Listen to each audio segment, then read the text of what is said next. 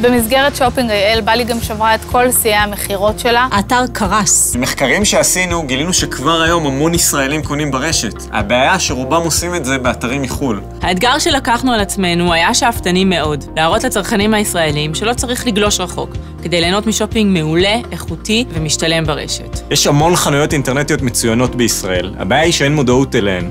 ולכן החלטנו לפעול במישור הזה ולייבא לישראל את הקונספט של סייבר מנדיי.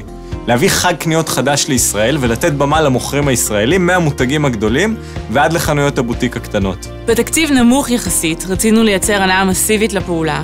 כדי להיות הכי מדויקים והכי אפקטיביים, אסטרטגיית המדיה הייתה דיגיטלית בעיקרה. חלק ניכר מהתקציב הוקדש לוידאו ביוטיוב לקידום הסרט ההורס שלנו. בגלל שיוטיוב הייתה המדיה המרכזית בקמפיין הזה, היה לנו מאוד חשוב להביא לגולשים תוכן אמיתי ולא סתם עוד פרסומת שדוחפת מסר. ובעצם יצרנו סרט שאין בו רגע אחד משעמם. סרט שיהיה מאוד קשה לדלג עליו.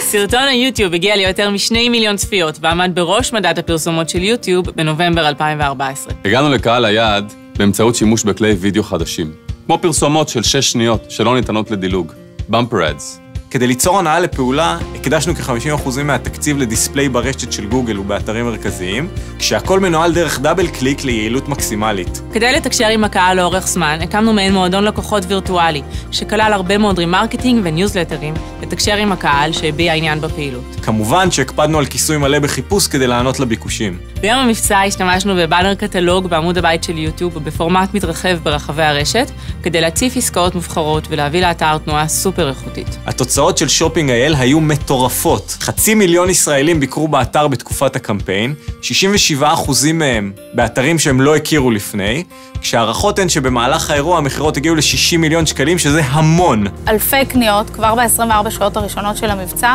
של לקוחות קיימים של בלי גם, ולקוחות חדשים שהגיעו משופינג.il. לא הצלחנו לעמוד בכניסות של ההורים, זה היה מדהים לראות את זה. תוך שבועיים בנינו מותג חדש עם מודעות מדהימה.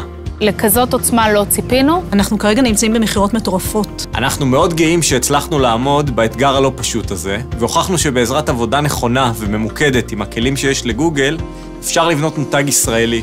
ולא פחות חשוב, לעזור לעשרות עסקים ומאות אלפי ישראלים לגלות מחדש את הסחר האלקטרוני בישראל. חולה שרופה על שופינג.il.